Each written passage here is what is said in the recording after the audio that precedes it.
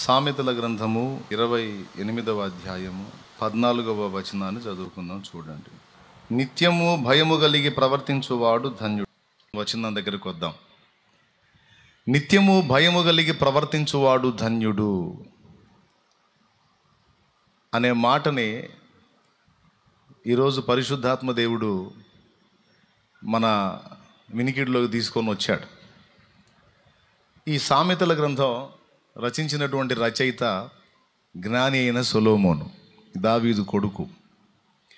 ఈయన భయం లేకుండా దేవునికి వెలపట జీవించటం ఏంటో తెలుసు, భయం కలిగి దేవునిలో జీవించటం ఏంటో కూడా రెండు అనుభవాలు కలిగిన వాడు ఈ సొలొమోను. భయం లేకుండా ఇష్టానుసారంగా జీవించి దేవునికి వెలపట బ్రతికిన బ్రతుకులో ఏం దొరికింది ఈయనకి అంటే వ్యర్థత కనుగొన్నాడు.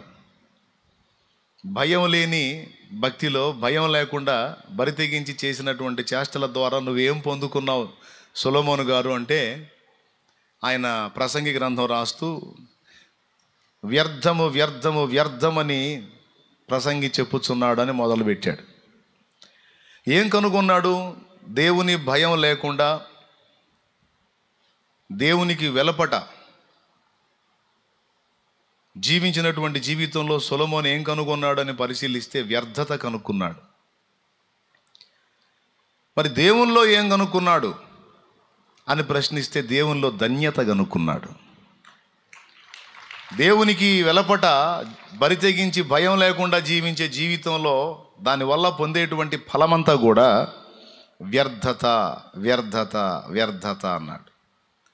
మరి దేవుని యందు భయము కలిగి జీవించిన జీవితంలో పొందిన ఫలం ఏంటి అంటే ధన్యత ధన్యత ధన్యత అన్నాడు. ఇప్పుడు నిత్యము భయము కలిగి ప్రవర్తించువాడు ధన్యుడు అనే మాట మనం చదువుతాం. ఈ ధన్యుడు ధన్యుడు అనే మాట బైబిల్లో ఈ ఒక్క చోటే కాదు, అనేక చోట్ల రాయబడి ఉంది. హృదయశుద్ధి గలవారు ధన్యులు, వారు దేవుని చూచెదరు. సమాధానపరచువారు ధన్యులు, వారు దేవుని కుమారులు అనబడుదురు. శోధన సహించువాడు ధన్యుడు,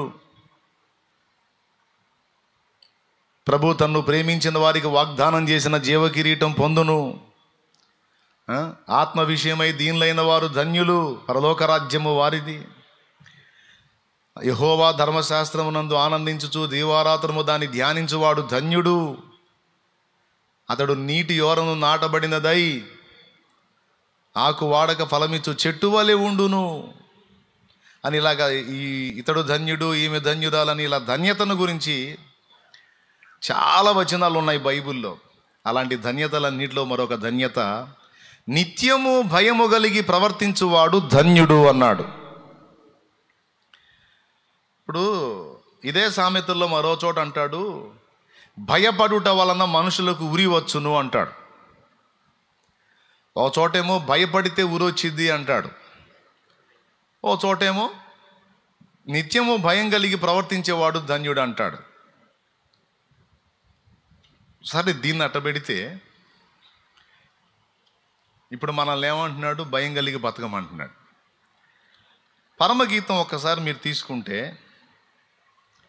పరమగీతం 6వ అధ్యాయంలో 4వ వచనంలో ఇలా ఉంది. నా సఖీ సంఘాన్ని గూర్చి అంటున్నాడు, అంటే మనల్ని గూర్చి అంటున్నాడు.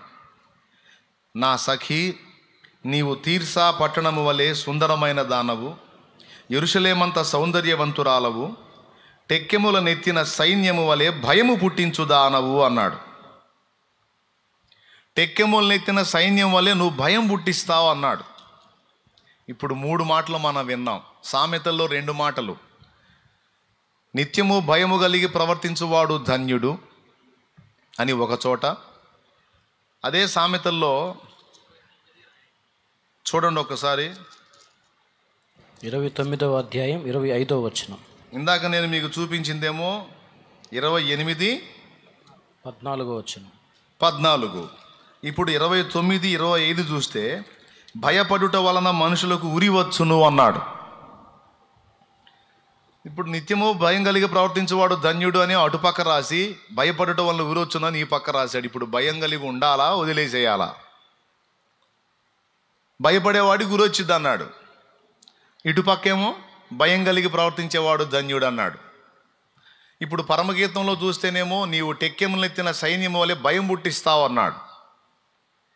ఈ మూడిటిని కలిపి మనం ఎలా మాట్లాడుకోవచ్చు? దీని వెనక ఇంకా ఏమన్నా నిగూఢత ఉందా అంటే ఖచ్చితంగా ఉంది. మనం చదువుకున్నటువంటి ఈ వాక్య భాగంలో మనసు పెట్టి వినండి, కొన్ని మీకు ఉపయోగపడే విషయాలు చెప్తాను.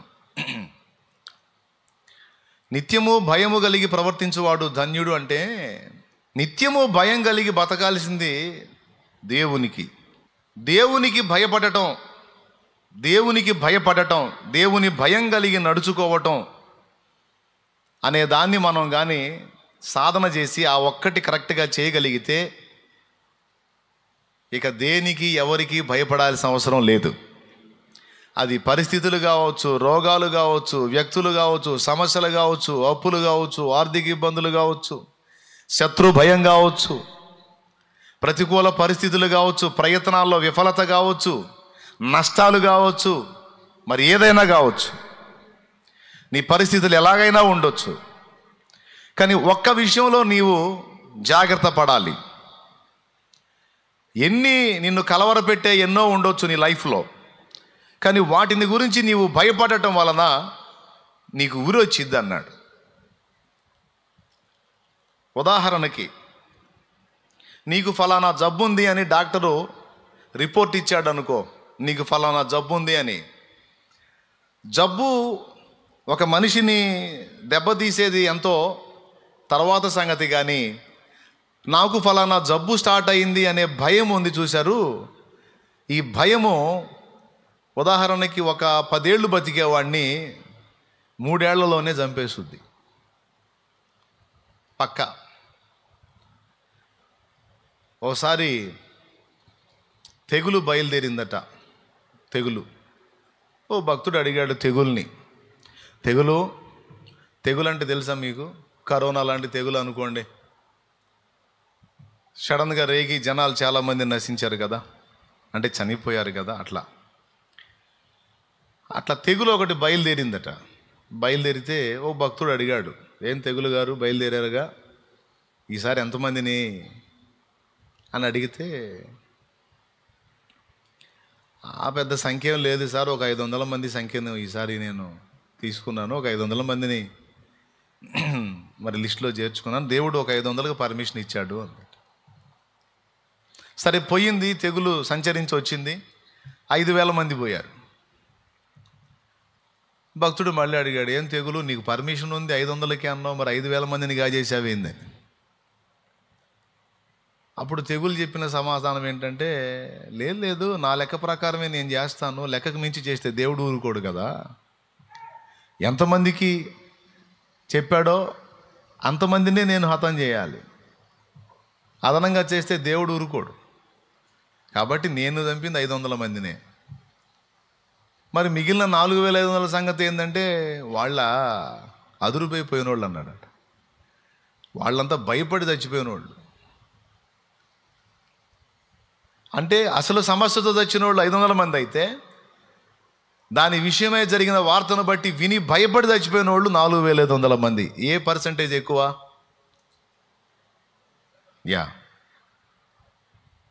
దీన్ని మీరు ఒప్పుకుంటారా? వ్యాధి తీవ్రత కొంచెం అయితే, భయం దానికి తోడైతే చాలా తొందరగా మనిషి డ్యామేజ్ అవుతాడని ఎంతమంది ఒప్పుకుంటారు కదా? ఇది భయపడుట వల్ల ఉరి రావటం అంటే. దేవునికి స్తోత్రం కలుగును గాక. ఉరి అంటే ఏంటంటే పోతాం. అట్లాగున భయం, ఇప్పుడు ఎగ్జామ్స్ రాశారు, మొన్న పిల్లలు ఎగ్జామ్స్ రాశారు, భయం జ్ఞాపక శక్తిని కూడా డ్యామేజ్ చేస్తుంది.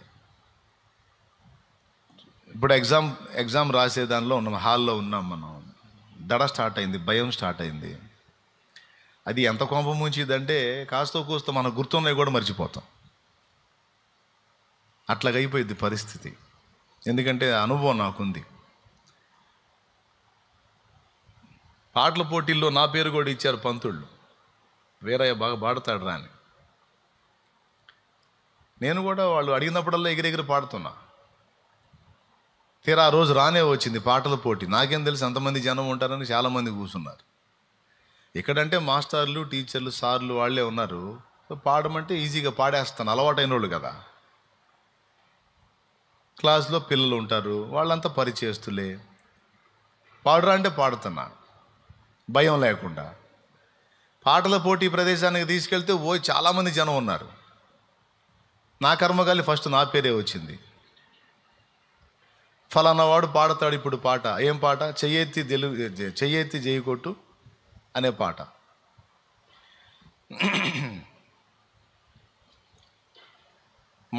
మైక్ ఇచ్చారు, మైక్ తీసుకున్నా, పాట మరిచిపోయా. మైక్ నా చేతిలో ఉంది, గడగడ గడగడ గడగడ వణుకుతుంది చెయ్యి. ఈ చెయ్యి సపోర్ట్ చేశాను, 2 చేతులు కలిసి వణుకుతున్నాయి. దేవునికి స్తోత్రం కలుగును గాక. హల్లెలూయా. 2 చేతులు కలిసి గడగడ గడగడ వణుకుతున్నాయి. ఇక మైక్ దగ్గర పెట్టుకొని ఇక మాస్టర్కి వెళ్ళి చూడటం మొదలుపెట్టా. ఏందిరా పాడు అంటున్నాడు ఆయన. ఏ పాట? చెయ్యెత్తి జైకొట్టు. ఇక మొదలుపెట్టి ఒక ముక్క పాడటం, ఆయనకి వెళ్ళి చూడటం, తర్వాత ఆయన చెప్పటం, మళ్ళీ అది పాడటం, మళ్ళీ ఆయనకి వెళ్ళి చూడటం. ఎందుకంటే పాట మర్చిపోయా. భయం చివరికి నా కండిషన్ ఎలా అయిపోయిందంటే కళ్ళు తిరుగుతున్నాయి, కాళ్ళు వణుకుతున్నాయి, మైకు బాగా కదిలిపోతుంది. మాస్టర్కి అర్థమైంది. ఒక పల్లవి చరణం పాడేసరికి వీడు తెచ్చేటట్టున్నాడని, రేయ్ మైక్ అడిచి కూర్చో అన్నాడు. ఇంకేం చేయాలా, అమ్మయ్య బతికిపోయానని మైక్ వాళ్ళకి ఇచ్చి సైలెంట్గా కూర్చున్నా. అప్పుడు కొంచెం ప్రాణం నిమ్మళించింది.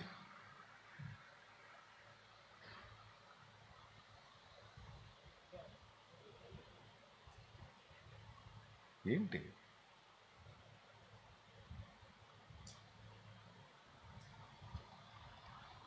దేవునికి మహిమ కలుగును గాక.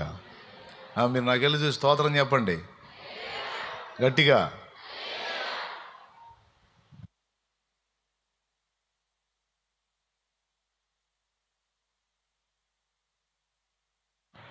స్తోత్రం చెప్పండి గట్టిగా. ఎక్కడొచ్చాగాం? ఎక్కడైనా సరే. కానీ ఏం చేద్దాం? ఆదాము చేసిన పాప ఫలితంగా మనకు వద్దన్నా వచ్చిన ఆస్తి భయం. వద్దన్నా వచ్చిన ఆస్తి భయం. ఈ భయం వల్ల మనశ్శాంతి కరువైపోయి, నిద్ర పట్టక, తిండి సహించక, ఏది చేసినా విఫలం విఫలం విఫలం. చేసేటప్పుడే భయపడతా చేయటం, నిజంగానే అదే జరగటం. జరిగిన తర్వాత నేను అనుకున్నట్టే అయ్యింది, నేను భయపడ్డట్టే అయ్యింది. మనకే కాదండి, ఈ భయం అనేది భక్తులను కూడా వెంటాడింది. అది ఇప్పుడు పాయింట్. భక్తిహీనుడు భయపడ్డాడంటే అర్థం ఉంది, వాడు భక్తిహీనుడు, పాపాత్ముడు కాబట్టి దుశ్చర్యలు చేస్తాడు కాబట్టి వాడు భయపడ్డాడంటే అర్థం ఉంది. కానీ భక్తిపరుడు, నా పొరుగువాని భార్యను ఆశించి నేను వాడి వాకిట పొంచి ఉంటే నా భార్య వేరొకటి తిరగలి విసురును గాక అన్న భక్తుడు. అంటే ఏంటి? నా పొరుగువాని భార్యను నేను ఆశించలా. అలా నేను ఆశించిన చరిత్ర ఏదన్నా ఉంటే నా భార్య ఇంకొకటికి భార్య అయిపోవాలని తన్ను తాను శపించుకున్నటువంటి వ్యక్తి. అంత నీతిమంతుడు ఒక ఆయన ఉన్నాడు బైబిల్లో. ఎవరైనా? ఏబు. ఏబు అన్యాయం జరిగితే సహించలా, దుష్టుల దవడ మీద కొట్టి దీనులను వాళ్ళు దోచుకుంటే ఆ దోచుకున్న దాన్ని తిరిగి దీనులకి ఇప్పించినటువంటి నీతిమంతుడు. మనసులో కూడా పొరుగువాని భార్యను ఆశించినంత నీతిమంతుడు. తన చర్యలలో ఎక్కడా లోపం లేకుండా, ఇంకా ఎక్కడన్నా పొరపాటు జరిగిద్దేమో తన వల్ల కానీ తన పిల్లల వల్ల కానీ ఎక్కడన్నా తప్పు జరిగిద్దేమో అని ఎరిగి ప్రతిరోజు కూడా దేవునికి బలి అర్పించి ఏ దోషము లేకుండా తనను తన ఇంటి వారిని కాచుకున్నటువంటి వ్యక్తి ఏబు. ఇంత నీతిమంతుడు, ఇంత పరిశుద్ధుడు, అన్ని విషయాల్లో పర్ఫెక్ట్గా ఉన్నటువంటి ఏబు సహా భయపడ్డాడని రాస్తుంది బైబిల్లో. భక్తిహీనుడు భయపడతాడంటే అర్థం ఉంది, పాపాత్ముడు భయపడ్డాడు, పాపాత్మురాలు భయపడ్డదంటే అర్థం ఉంది, నువ్వు నీతిమంతుడివి, పరిశుద్ధుడివి, పాపాన్ని ఇష్టపడని వాడివి, అన్యాయం సహించని వాడివి, దీనులకు చెయ్యి చాపిన వాడివి, చెయ్యి చాపి చెయ్యి పిడికిలి విప్పి వాళ్ళకు సాయం చేసిన వాడివి, విధవరాండ్రను ఆదుకున్నోడివి, అనాథలకు అన్నం పెట్టినోడివి, ఇంత నీతిమంతుడవైన నువ్వెందుకు భయపడాల్సి వచ్చింది? ఏమో తెలియదు సార్, కానీ భయం నన్ను వెంటాడుతుంది. ఏం భయం? ఏం భయమా? నా భార్య ఇప్పుడు చాలా విధేయురాలుగా ఉంది, నా భార్య నా మీద తిరుగుబాటు చేసిద్దేమో అనే భయం కలుగుతుంది. నా పిల్లలు 10 మంది చాలా పచ్చగా కళకళలాడుతా హ్యాపీగా ఆనందంగా సంతోషంగా ఉన్నారు, వాళ్ళకి ఏదైనా ప్రాణ ప్రమాదం కలిగిద్దేమో అని భయం పడుతుంది. నాకున్న ఆస్తి అంతస్తు దాసదాసి జనాంగం సమృద్ధిగా ఉంది, ఇదంతా పోతుందేమో అని భయం పడుతుంది. నా దేహం అవయవ సౌష్ఠవం అన్ని క్రమంగా ఉన్నాయి, నా దేహంలో ఆరోగ్యం కోల్పోతానేమో, కొద్ది రోజుల తర్వాత ఇదంతా పోతుందేమో అనే భయం పడుతుంది. నేను చెప్పానా? ఏబే చెప్పాడా? ఏబు గ్రంథము 3వ అధ్యాయము 25వ వచనంలో సాక్షాత్తు ఏబే చెప్పాడు. చూడండి. ఏది వచ్చునని నేను బహుగా భయపడితేనో అదియే నాకు సంభవించుచున్నది. భయపడితేనో అన్నదాన్ని రౌండ్ చేసుకోండి. అది అంటే ఏవి రాకముందు ముందు భయపడ్డాడు. నాకు అలాగైద్దేమో, ఇలాగైద్దేమో, అట్లయిద్దేమో, ఎట్లయిద్దేమో అని ముందుగానే భయపడ్డాడు. ఏదైతే భయపడ్డాడో అదే ఆయన ఎత్తి మీదకి వచ్చిందట. ఆయనే చెబుతున్నాడు, నాకేం తెలుసు, భీతి అన్నా భయం అన్నా ఒకటే. తర్వాత చదువు. నాకు భీతి పుట్టించినదే నా మీదికి వచ్చుచున్నది. అది విషయం. నాకు భీతి పుట్టించినదే నా మీదికి వచ్చుచున్నది. ఏది వచ్చునని నేను బహుగా భయపడి తినో అదే నాకు సంభవించుచున్నది. నాకు భీతి పుట్టించినదే నా మీదకి వస్తుంది. అంటే ఏబుకి ఇవన్నీ రాకముందు ఇవన్నీ వస్తాయేమో అని ముందు భయం కలిగిందట. ఆ భయాన్ని బట్టి నిజంగా అనుకున్న అన్నీ వచ్చినాయి ఆయనకి. అందుకే సైతాను కూడా మనకెప్పుడు అవకాశం ఉన్నంత వరకు కీడు సంబంధమైన కళలు చూపిస్తూ ఉంటాడు. కీడు సంబంధమైన కళలు, కీడు సంబంధమైన ఆలోచనలు, ఎప్పుడు నెగిటివ్ థాట్స్ వస్తూ ఉంటాయి మనకి. గమనించి చూడండి, మన సైకాలజీని గమనించండి. మీరు ఎంతమంది ఒప్పుకుంటారు? మనకి ఆశీర్వాదకరమైన, సంతోషకరమైన, ఆనందకరమైన ఆలోచనలు రావు. ఎప్పుడు నెగిటివ్ థాట్స్ వస్తూ ఉంటాయి. ఈ అనుభవం నాకు ఇంకొకళ్ళకని కాదు, దాదాపు అందరికీ ఉంటుంది. ముఖ్యంగా భక్తి పరులందరికీ కూడా ఈ శోధన ఉంటుంది. ఎందుకంటే భక్తుల్ని వాడు ప్రత్యేకంగా టార్గెట్ చేస్తాడు. ఈ స్పృహ ఎంతమందికి ఉంది అంటే, నేను నా మీద నేనే పరిశోధన చేసుకొని నేను తెలుసుకున్న సత్యం ఇది. ఎప్పుడు నెగిటివ్ థాట్స్ వస్తూ ఉంటాయి. ఏదో జరుగుద్ది, ఏదో అయిద్ది, ఏదో నష్టం కలిగిద్ది, ఏదో కీడు కలిగిద్ది, ఏదో ఎఫెక్ట్ కలిగిద్ది, ఏదో అయిపోయిద్దని ఎప్పుడు నెగిటివ్ థాట్స్ అయ్యే వస్తుంటాయి. అదేందనుకున్నావు? వాడి కుట్ర, సైతాను కుట్ర. సరే, ఆలోచనలు అవి వస్తున్నాయి అంటే వదిలేసే. నిద్రపోతే కల్లో కూడా మన వాళ్ళకి ఏదో జరిగినట్టు, మనకేదో అవుతున్నట్టు, మనల్ని ఎవరో తరుముతున్నట్టు, మన మీద ఏదో కుట్ర జరిగినట్టు నిద్రలో కూడా మన పిల్లలకి ఏదో అవుతున్నట్టు, లేదా పెద్దవాళ్ళకి ఏదో అవుతున్నట్టు, ఇంట్లో వాళ్ళకి ఏదో జరుగుతున్నట్టు, మనకేదో జరుగుతున్నట్టు, మనం ఏదో చేసే పనిలో నష్టపోతున్నట్టు,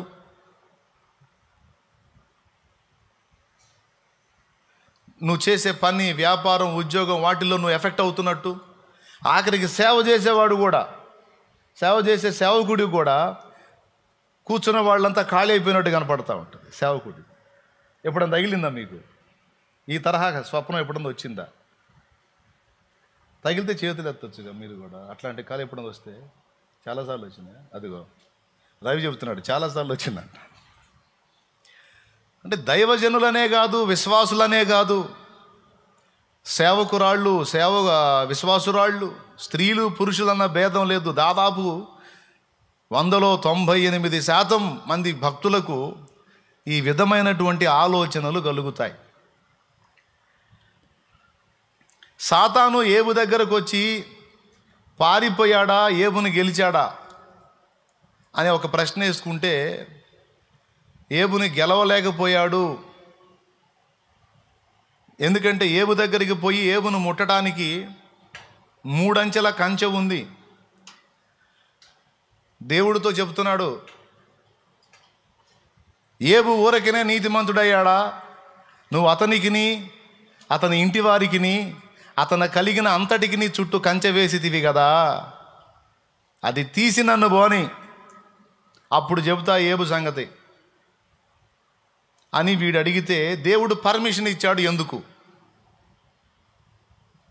మీకు తెలుసా ఒక రహస్యం? ఏబు 3 అంచెల కంచెలో ఉన్నాడన్నది నిజమే. 3 అంచెలు అంటే ఏబు వ్యక్తిగతంగా ఏబుకి, ఏబు ఫ్యామిలీకి, అలాగే ఏబు కలిగి ఉన్న యావదాస్తికి కూడా దేవుడు కంచె వేశాడు. అవి ఎవరు ముట్టకుండా, ఆస్తి ముట్టకూడదు, సంతానం ముట్టకూడదు, ఏబును కూడా ముట్టకూడదు. భక్తులకి ఈ విధమైన భద్రత ఉంటుంది. అయితే వీడేం చేశాడు తెలుసా? ఫస్ట్ డైరెక్ట్గా ఏబుని ఫేస్ చేయాలని వెళ్ళాడు. అయితే కంచె అడ్డు ఉంది కాబట్టి ఏబుని వెళ్ళి డైరెక్ట్గా ఎఫెక్ట్ చేయలేకపోయాడు. అంటే శారీరకంగా, సీరియస్గా వినండి, శారీరకంగా ఏబును డ్యామేజ్ చేయలేకపోయాడు. కానీ శారీరకంగా డ్యామేజ్ చేయడానికి ముందు మెంటల్గా డ్యామేజ్ చేశాడు. అది జరిగిన కుట్ర. ఎట్లా డ్యామేజ్ చేశాడు? మెంటల్గా, అంటే మానసికంగా డ్యామేజ్ చేశాడు. ఎందుకంటే ఆదాము నుండి సంక్రమించిన అదే రక్తము ఏబులో కూడా ఉంది. అంటే ఏబు శరీరంలో కూడా పాపం ఉంది. పాపము ఏ శరీరంలో అయితే ఉంటుందో ఆ శరీరము భయము కలిగి ఉంటుంది. సో భయము లేనివాడు ఎవరు లేడు, నీతిమంతుడు లేడు, ఒక్కడు లేడు అన్నట్టే, పాపము లేనివాడు లేడు, ఒక్కడు లేడు అన్నట్టే, పాపమున్న ప్రతి చోట భయము కూడా ఉంటుంది. కాబట్టి సాతానుకు అంత మాత్రం ఆధారం చాలు. ఏబుని డైరెక్ట్గా వెళ్ళి శారీరకంగా ఏబుని డ్యామేజ్ చేయాలని చూశాడు, కానీ వల్ల కాల. అందుకని ఏం చేశాడో తెలుసా? ఇప్పుడు మన మీదకి వదులుతున్నాడే నెగిటివ్ సిగ్నల్స్, అవి ఆల్రెడీ ఏబుకు వెలపటుండి, కంచెలకు వెలపటుండి ఏబు మీదకి వదిలాడు ఆ నెగిటివ్ సిగ్నల్స్. మనకు వస్తాయే నెగిటివ్ ఆలోచనలు, అంత కోల్పోయినట్టు, నష్టపోయినట్టు, రివర్స్ అయినట్టు, ఏదేదో అయిపోతున్నట్టు, ఏదో మునిగిపోతున్నట్టు, మనం ఏదో ఒక దారి అవుతున్నట్టు, కొన్నిసార్లు అసలు మనల్ని పొడిసి మనం చచ్చినట్టు, నిజంగా పొడిసినట్టే ఉంటుంది. నిజంగా తుపాకీతో పేలి నిజంగా బుల్లెట్ తగిలినట్టే ఉంటుంది. అని లేస్తాం, నిద్ర లేగుస్తాం, లేచి కాసేపు గుండె కొట్టుండ, అరే కల్లో పేల్చాడా, అమ్మ బాబోయ్. ఇలాంటి అనుభవాలు ఎవరికైనా ఉన్నాయా? ఉంటే చేతులు ఎత్తండి. అంటే తుపాకులతో గాలవపోయినా వెంటబడి తరిమినట్టు, ఏదేదో అవుతున్నట్టు, ఎక్కడి నుంచి ఎత్తైన దాని నుంచి పడ్డట్టు ఉంటే చేతులు ఎత్తండి. సిగ్గుపడతాడు ఏంది? దాదాపు అందరూ చేతులు ఎత్తారు. అంటే ఈ టైపు కళలో, ఈ విధమైనటువంటి ఆందోళనతో కూడిన కళలు మీకు కలిగినాయి. ఎలా వస్తాయి అవి? ఎలా వస్తాయి? మన మనోసంచారం ఉంటుంది, మనసు యొక్క సంచారం. భూమి మీద ఆకాశంలో ఆవరణాలు ఉంటాయి. ఆ చిన్నప్పుడు పాఠ్య పుస్తకాల్లో చదువుకున్న ఐనో ఆవరణము, స్ట్రాటో ఆవరణము, ట్రోపో ఆవరణం అని 3 ఆవరణాలు ఉంటాయి. అట్లాగే మన మనస్సు కూడా 3 ఆవరణాల్లో సంచరించింది. జాగ్రత్తగా వినండి, 3 ఆవరణాల్లో సంచరించింది. ఒకటి, రేరుగా దేవుని ఆవరణానికి వెళ్ళిద్ది. రేరుగా దేవుని ఆవరణలోకి వెళ్ళిద్ది. అంటే చాలా తక్కువగా. చాలా ఎక్కువగా మన మనోసంచారం ఉంటుంది. మనలోనికి మనం చెప్తా, అదేందో చెప్తా. మన మైండ్కి ఒక పవర్ ఉంది.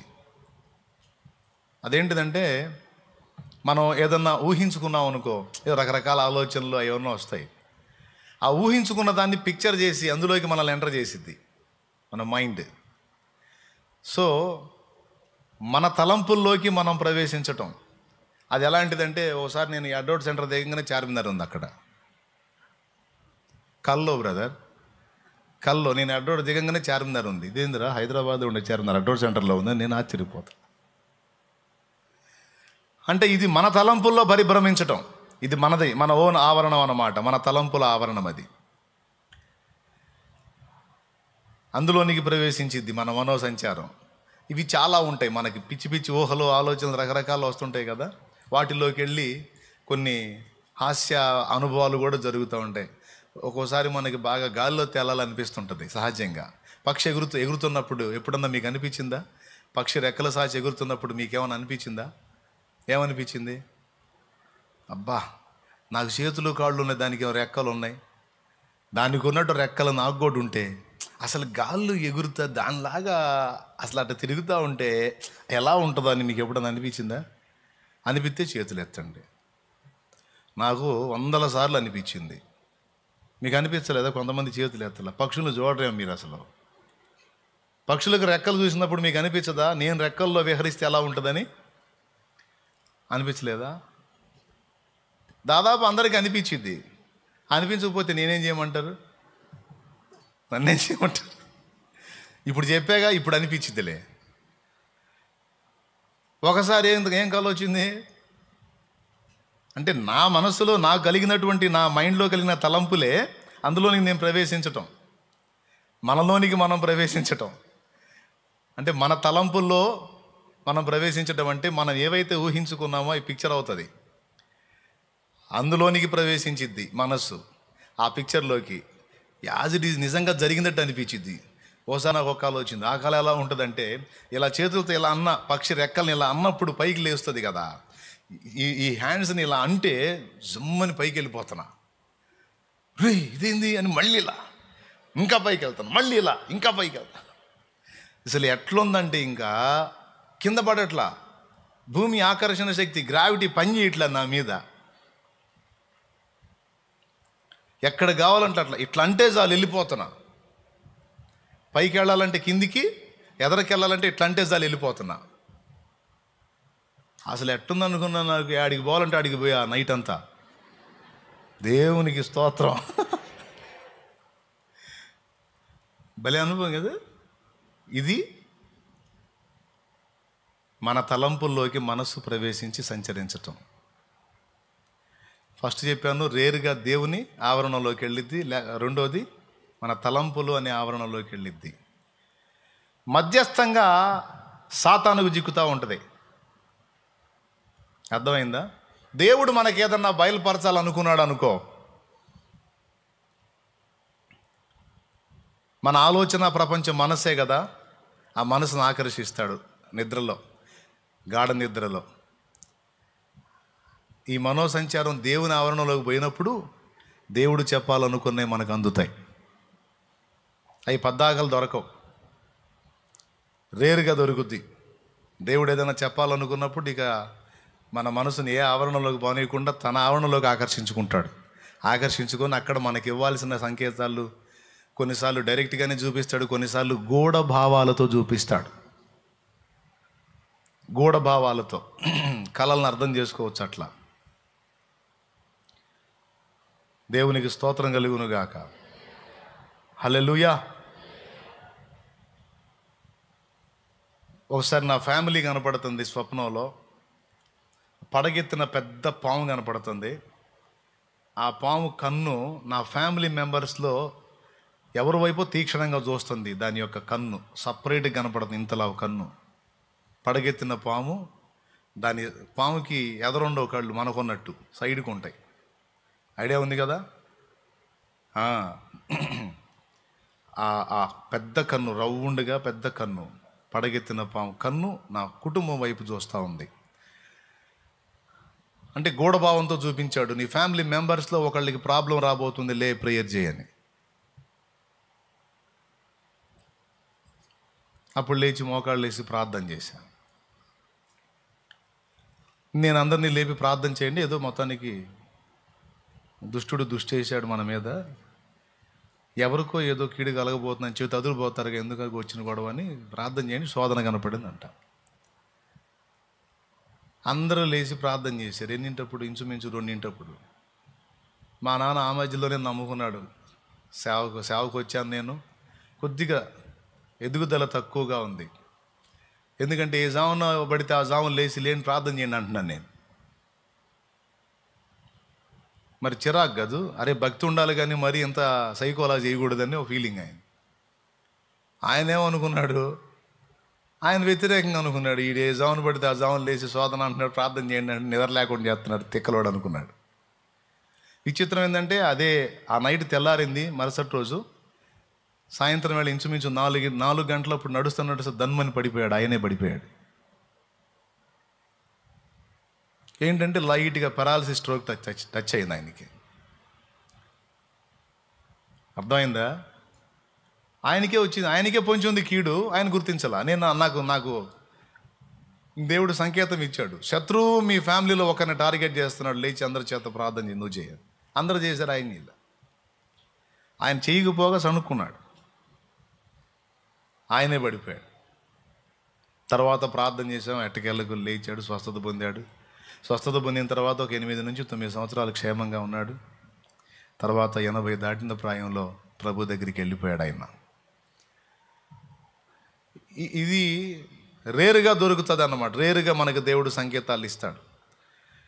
కొన్నిసార్లు కొంతమంది చెప్తారు, నాకు నీ మీద శోధన కనపడింది, లేకపోతే ఫలానా వాళ్ళ మీద శోధన కొంతమంది నాకే చెప్తారు, నువ్వు పోయినట్టు వచ్చింది అన్నయ్య కళ అని.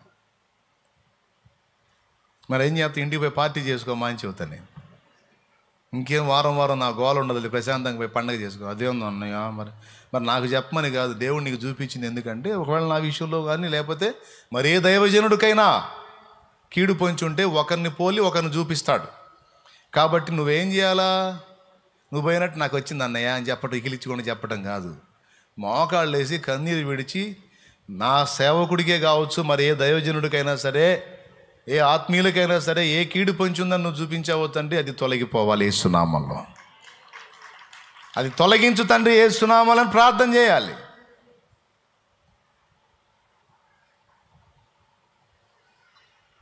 అంతేగాని ఎవరి మీద అయితే కనపడిందో వాళ్ళకి చెప్పి వాళ్ళ పేణం తీయకూడదు. మరే నీకేందో మరి నీకే కాలు ఇరిగిపోయి 2 మొక్కలు అయినట్టు కళ్ళు వచ్చింది ఏందో మరి నాకు అని చెబుతుంటారు.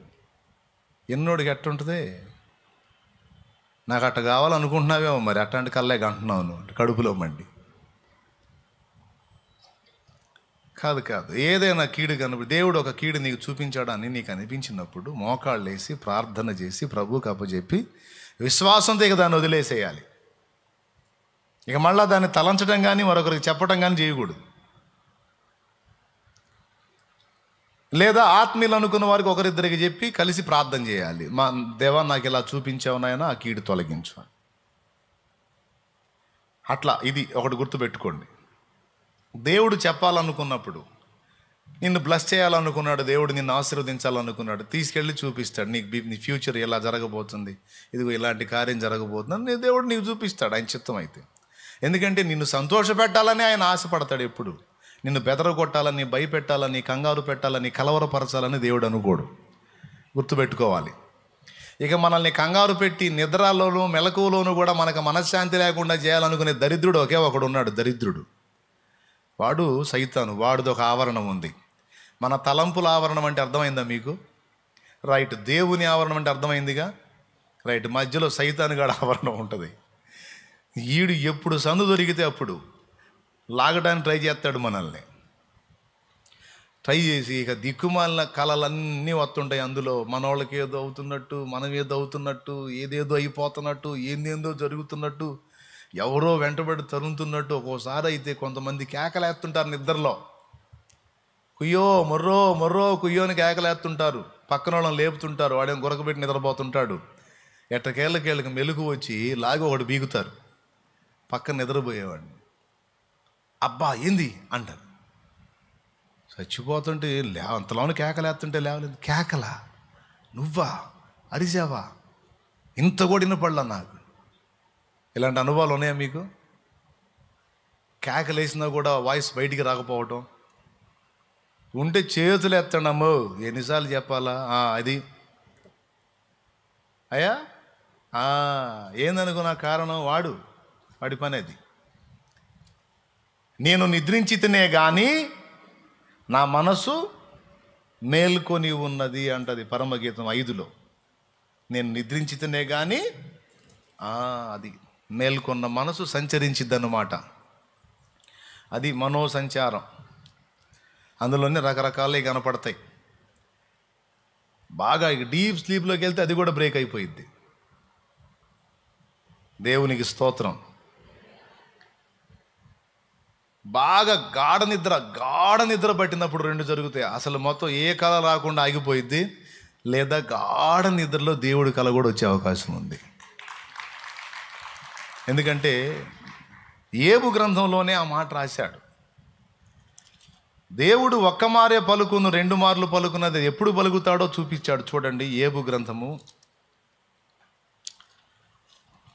33, ఏబు 33:14 చదువు.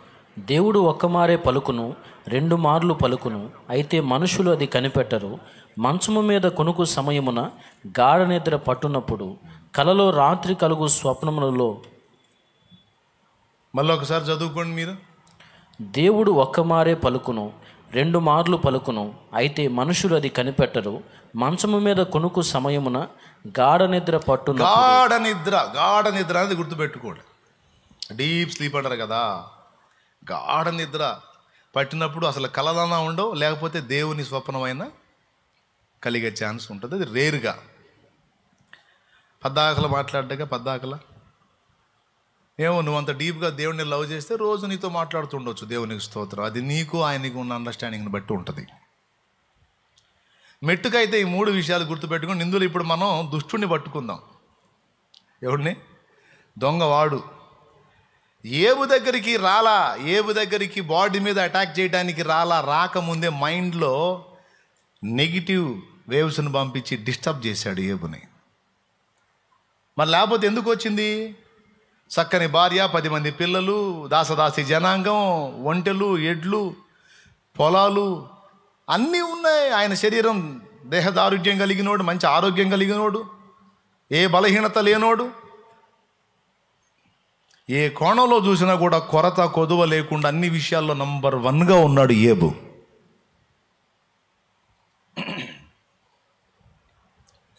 అలాంటి ఏబుకి ఇలాంటి భయాలు ఎందుకు వచ్చినాయి? ఎవరి మూలంగా వచ్చినాయి ఊహించండి మీరు. ఇప్పుడు నీకు నాకు కూడా దరిద్రపు ఆలోచనలు వస్తున్నాయా? కీడు సంబంధమైన ఆలోచనలు అన్ని నెగిటివ్ థాట్స్ వస్తున్నాయి అంటే అవును వస్తున్నాయని చెప్పారు. మీరు చెప్పారు కదా. ఎప్పుడన్నా కాసేపు మంచం మీద వండుకోనో లేకపోతే ఏడన్నా కూర్చొని ఖాళీగా ఉండేదన్న అట్లా మౌనంగా ఆలోచిస్తే దిక్కుమాల ఆలోచనలు తప్ప మంచి ఆలోచనలు వస్తున్నాయా? దిక్కుమాల ఆలోచనలు అంటే ఏంది? ఏదో కీడు సంబంధమైనవే, నెగిటివే, పిచ్చి ఆలోచనలు, ఏదేదో జరుగుతున్నట్టు, ఏదేదో అయిపోతున్నట్టు, ఏదో. ఇందాక చెప్పారు నిజంగా అలాంటివి వస్తున్నాయి. ఈ నెగిటివ్ వేవ్స్ను పంపించేది సైతాన్. అర్థమైందా? సెల్ ఫోన్లు ఎంతమంది దగ్గర ఉన్నాయి? సెల్ ఫోన్కు సమాచారం అందించే శాటిలైట్ యాడ్ ఉంది. ఓకేనా? దురాత్మ సమూహాలు యాడ్ ఉన్నాయి. చూడండి, శాటిలైట్ యాడ్ ఉంది, స్పేస్లో ఉంది. దురాత్మలు ఎక్కడున్నాయి చూడండి. ఎఫ్ఎస్సి పత్రిక 6:12 ఆకాశ మండలమందున్న దురాత్మలు అన్నాడు. ఎఫ్ఎస్సి 6:12 మనం పోరాడున్నది శరీరులతో కాదు, ప్రధానులతోనూ అధికారులతోనూ ప్రస్తుత అంధకార సంబంధులకు లోకనాథులతోనూ ఆకాశ మండలమందున్న దురాత్మల సమూహములతోనూ పోరాడుచు. ఆకాశ మండలమందున్న దురాత్మల సమూహములు. దేవునికి స్తోత్రం కలుగునుగాక. ఎక్కడున్నాయి అవి?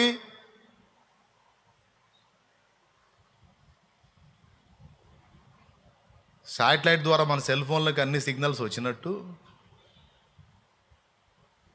వాటి ద్వారా కూడా మన మైండ్లోకి సిగ్నల్స్ నిరంతరం పంపిణీ చేయబడతాయి. దేవునికి మహిమ.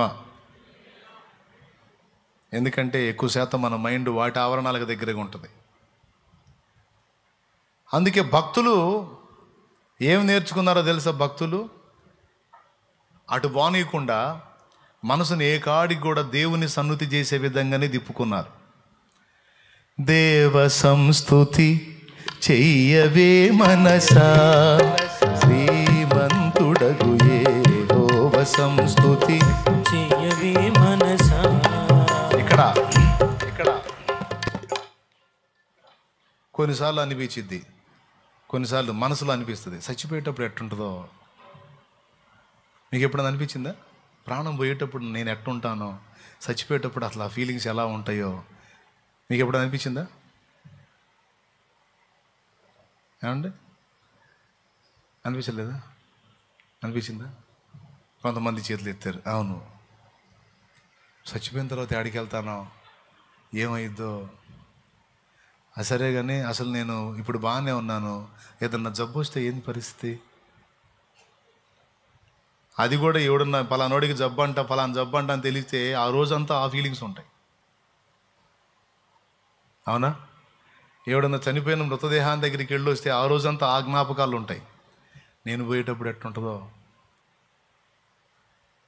ఫలానా జబ్బు ఫలానోడికి, ఒకవేళ నాకు అట్లా వస్తే.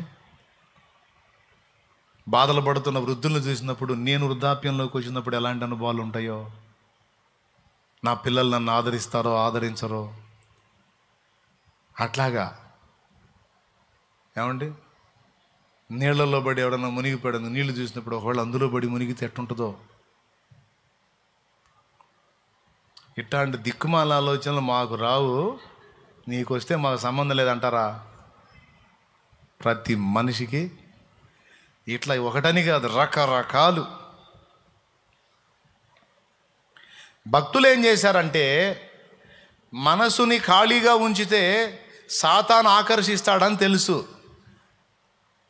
Empty mind devil's workshop అన్నాడు కదా రవి పాష గారు, అంతేనా? దయ్యాల కర్మాగారం అంట ఖాళీ మనస్సు. అందుకే దేవదాసాయి గారు చెప్పుకున్నాడు, దేవ సంస్తుతి, మనసా దేవుణ్ణి సన్నతించు. అందులో ఏం చెప్పాడు తెలుసా? రోగం వచ్చిద్దని కాదు, రోగం స్వస్థపరిచినందుకు సన్నతించమన్నాడు. అంటే సాతానుగాడు రోగాన్ని గూర్చిన తలంపులు తెస్తే భక్తుడు ఏం చేశాడో తెలుసా? రోగాన్ని స్వస్థపరిచిన విషయాలను గూర్చి మనసుని స్తుతించమన్నాడు. నాకు తెలిసి 100 ఏళ్ళకు పైన బతికాడంట ఆయన. ఈ సూత్రం తెలుసుకున్నాడు కాబట్టి ఆ పని చేసి 100 ఏళ్ళకు పైన బతికాడు. అంటే ఖాళీగా ఉంటే మెంటల్ టార్చర్ ఎలా ఉంటుందో ఆయన గుర్తెరిగి మనసుతో మాట్లాడుకున్నాడు.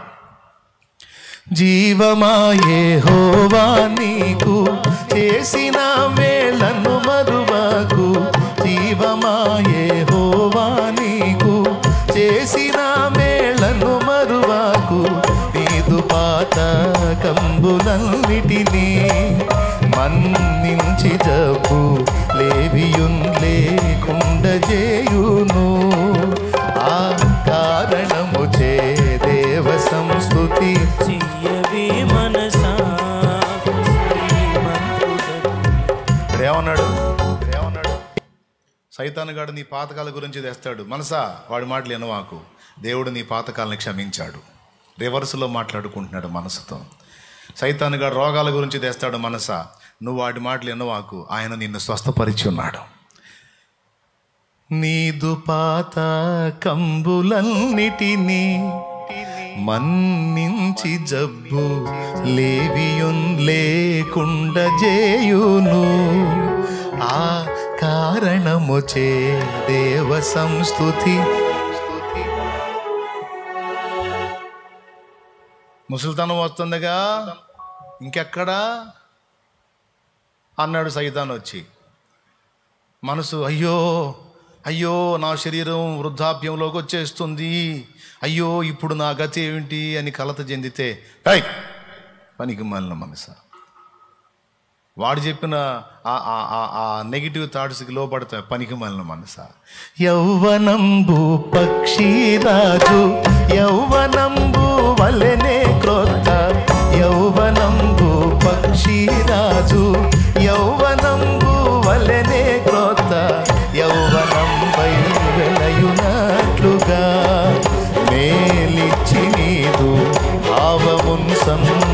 భక్తి పరచునుగా. ఆ కారణము చే దేవ సంస్తుతి చెయ్యవే మనసా. అంటే ఒక నెగిటివ్ థాట్ వచ్చినప్పుడు దానికి ఆపోజిట్ ఎట్ట కొడుతున్నాడో చూడండి. ఏమో ఎన్నన్నా చెప్పు, ఇన్ని పాపాలు చేసిన నన్ను జాలిపడతాడా? నా ఊహల్లో హృదయ ఆలోచనల్లో అంతా చెడే కదా, దేవుడు నన్ను క్షమిస్తాడా? ఈ దేవుడిది క్షమిస్తాడా? దేవుడు క్షమించడు అనే సిగ్నల్ ఎవరిది? వాడిదే. క్షమించడు, నిన్ను వదలడు, నువ్వు మామూలు దాన్ని కాదు, మామూలుడివి కాదు. అంటే ఇది ఆయనకు కూడా తగిలింది. అప్పుడు ఆయన ఏం చెప్పుకున్నాడు? మనసు పనికి మనల మనసా. కొడుకులపై తండ్రి జాలి పడు విధముగా భక్తి పరుల. కొడుకులపై తండ్రి జాలి పడు విధమున భక్తి పరుల. ఎడల జాలి పడును దేవుడు తన భక్తి పరుల. ఎడల జాలి పడును దేవుడు. ఆ కారణము చే దేవ సంస్తుతి చెయ్యవే మనసా. శ్రీమంతుడగు యెహోవ సంస్తుతి చెయ్యవే మనసా. దేవునికి మహిమ, దేవునికి మహిమ. అంటే ఇప్పుడు మనల్ని టచ్ చేసినవి అన్నీ దేవదాసు గారిని కూడా టచ్ చేసినాయి. అయితే ఆయన చూడు తెలివిగా ఏం చేశాడు, వాడు పంపించే ఆ నెగిటివ్ సిగ్నల్స్ అన్నిటికీ రివర్స్ చేస్తున్నాడు. నీ వయసు అయిపోతుంది కదా, ముసలితనం వస్తుంది కదండి. ఎవడు చెప్పాడు? దేవుడు తలుచుకుంటే ముసలితనం మందు మళ్ళా చిగురు పెట్టేటట్టు చేస్తాడు అంటే. వాక్యం ఎరిగినోడు కాబట్టి వాక్యంతో మందేశాడు. వాక్యం ఎరగనోళ్ళుగా మెంటలెక్కడం తప్ప ఇంకేముంది?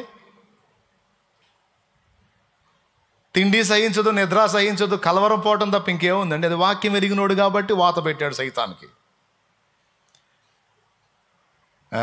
అర్థం కాలేదా? అర్థమైందా? ఎంతమందికి క్లియర్గా అర్థమైందండి? చాలా వందనాలు పెందలాడు అర్థం చేసుకున్నందుకు. అంటే ఏబు దగ్గరికి వెళ్ళి వేసాడన్నమాట. ఏబు బ్రెయిన్లో, ఏబు ఆలోచనల్లో నెగిటివ్ వ్యతిరేకంగా ఆలోచించటం. నా భార్య బాగుంది, రివర్స్ అయిద్దాం. నా పిల్లలు బతికున్నారు, ఆరోగ్యంగా ఉన్నారు, రోజు పండగ చేసుకుంటున్నారు, వాళ్ళు చచ్చిపోతారేమో, నా ఆస్తులు పోతాయేమో, నా ఆరోగ్యం పోయిద్దేమో, ఈ దాసదాసీలు నాకు రివర్స్ అవుతారేమో, ఇప్పుడు ఒంగొంగ దండాలు పెడుతున్నారు, నా కాళ్ళు కడుగుతున్నారు, కాళ్ళు ఒత్తుతున్నారు, రేపు ముఖం మీద విసిగించుకొని వెళ్ళిపోతారేమో, ఏవేవైతే అనుకున్నాడో ఈ మొత్తం వచ్చినాయి అంట. ఇప్పుడు చెప్పండి, సైతానుగాడు వచ్చాడా రాలేదా ఏబు దగ్గరికి? ఏబు దగ్గరకైతే వ్యక్తి శారీరకంగా రాలేదు, కానీ మెంటల్గా డ్యామేజ్ చేశాడు. యూదా మనసులో ఆలోచన పుట్టించాడట. యూదా మనసులో యోహాను సువార్త 13వ అధ్యాయం 1వ వచనం నుంచి కిందికి చదివితే ఉంటుంది. యోహాను సువార్త 13వ అధ్యాయం 2వ వచనం. వారు భోజనము చేయుచుండగా ఆయనను అప్పగింపవలనని సీమోను కుమారుడకు ఇస్కరియోతు యూదా హృదయములో అపవాది ఇంతకు ముందు ఆలోచన పుట్టించి ఉండెను. అది చూసారా? వాళ్ళ లోపలికి ప్రవేశించాడా, జస్ట్ ఆలోచన పుట్టించాడా? పెద్దగా చెప్పాలి, జస్ట్ ఆలోచనలు పుట్టిస్తాడు. ఆలోచనలకు మనం అవకాశం ఇస్తే అప్పుడు ఎంటర్ అవుతాడు. తర్వాత సీన్లోకి ఎంటర్ అవ్వక ముందు ఆలోచనలు పుట్టిస్తాడు. అది వాడి కుట్ర. అలాంటి ఆలోచనల్లో మన కలలను కూడా వాడు వాడుకుంటాడు, మన ఖాళీ సమయాన్ని వాడుకుంటాడు. వాడు ఖాళీగా ఉండి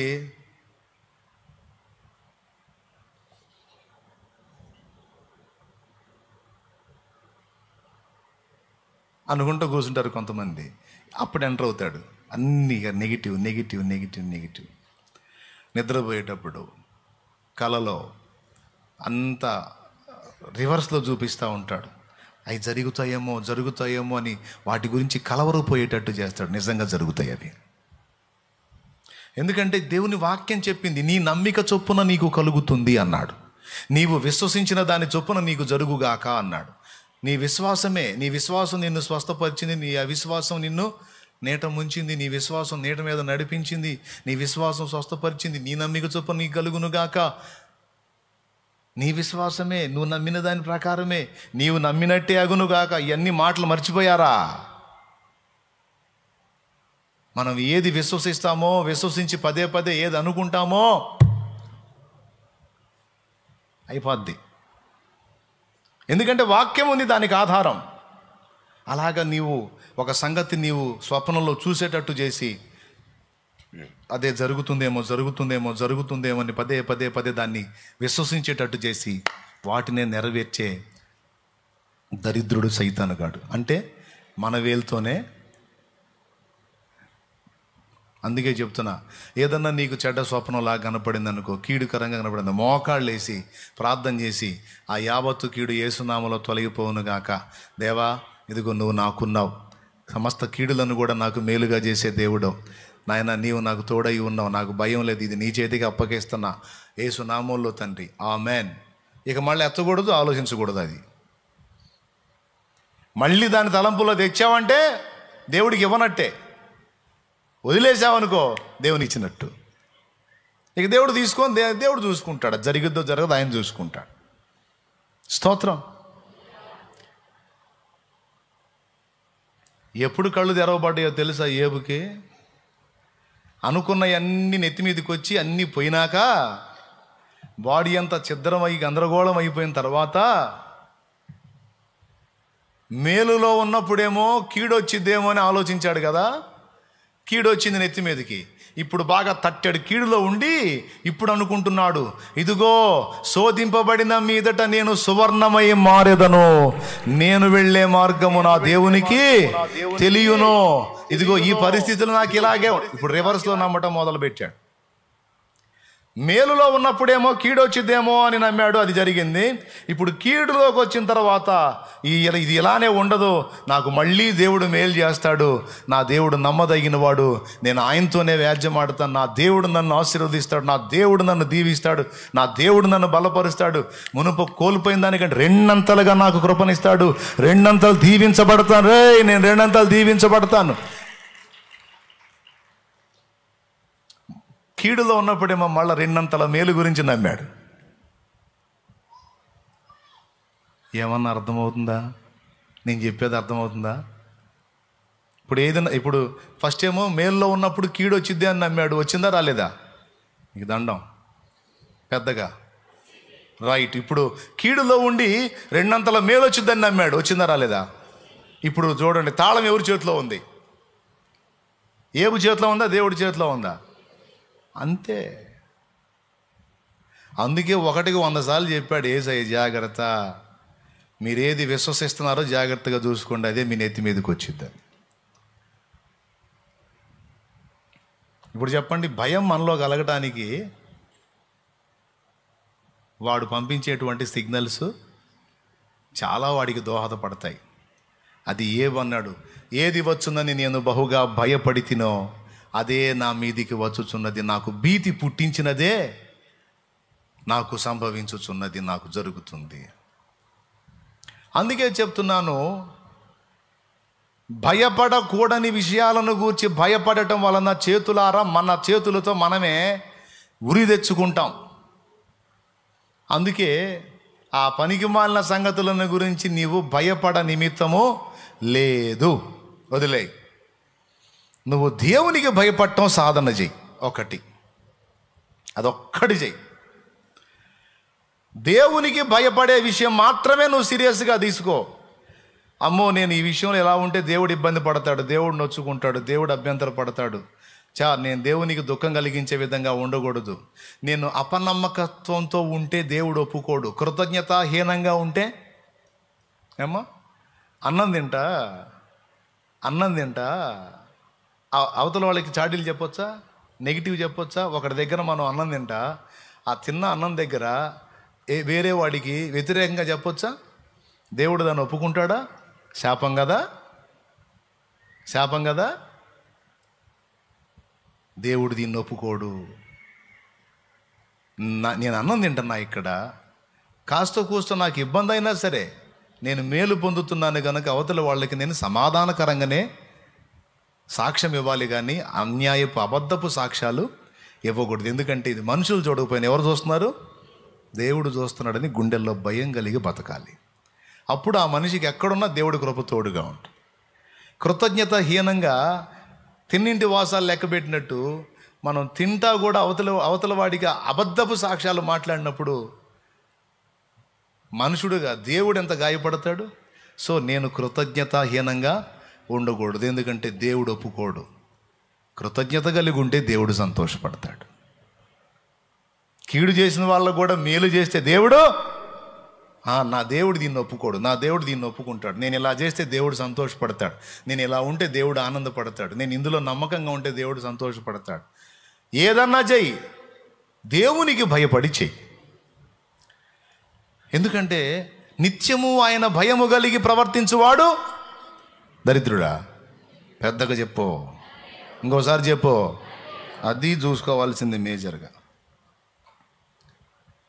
దేవునికి భయపడటం నేర్చుకున్నవాడు, బాగా వినాలి, దేవునికి భయపడటం నేర్చుకున్నవాడు, దేవుని మీద ఆనుకున్నవాడు దేనికి భయపడ నిమిత్తం లేదు. లెక్క ప్రకారం చెప్పాలంటే అసలు భయపడడు. దేవునికి భయపడటం నేర్చుకున్నవాడు. ఇంకా చెప్పాలంటే దేవునికి భయపడటం నేర్చుకున్నవాడు టెక్కెమలనెత్తిన సైన్యము వలె ఎదుటి వారిని భయపెట్టువాడై ఉంటాడు. అది అసలు లింక్, దీనికి దానికి లింక్. అది దేవునికి స్తోత్రం. అర్థమైందా? భయపెట్టువాడై ఉంటాడు. భయపెట్టువాడై అంటే బూతులు తిట్టి, వామ్మో వాడి నోరు మామూలు నోరు కాదు, అవన్నీ దరిద్ర పనులు చేసి దాడులు చేసి కొట్టి తిట్టి ఇట్ట భయపెట్టడం కాదు. ఎట్ట భయపెడతాడో చెబుతా. అబ్రహాము ఐగుప్తుకు పోయాడు. పోయేటప్పుడు ఏమన్నాడో తెలుసా శారాతో? ఈ దేశము దేవుడి భయం లేని దేశం అమ్మాయి, వీళ్ళు మామూలు కాదు, మనం కనాన్లో కరువు వచ్చింది కాబట్టి ఇక్కడ బతకడానికి వచ్చాము, నువ్వు చాలా చక్కనిదానివి నాకు తెలుసు, నీ చక్కదనాన్ని ఈ ఊరోళ్ళు చూశారంటే, దేశపోళ్ళు చూశారంటే వీళ్ళంతా దరిద్ర మొహాలోళ్ళు, వీళ్ళు ఈ దరిద్ర మొహాలోళ్ళు నీ మొహం చూశారంటే ఖచ్చితంగా రాజుకు చెప్తారు, నేను నీ భర్తనని చెప్పావంటే నన్ను చంపి నిన్ను బతకనిస్తారు, కనుక నేను చావకుండాన్నట్లు, వీళ్ళు నా మీద అటాక్ చేయకుండాన్నట్లు నేను భర్తనని చెప్పొద్దు, అన్ననని చెప్పు అంటాడు. అన్ననని చెప్పు, ఎందుకంటే ఈ ప్రజలకు దేవుని భయం లేదు అనే మాట వాడతాడు. చూస్తారా ఆదికాండం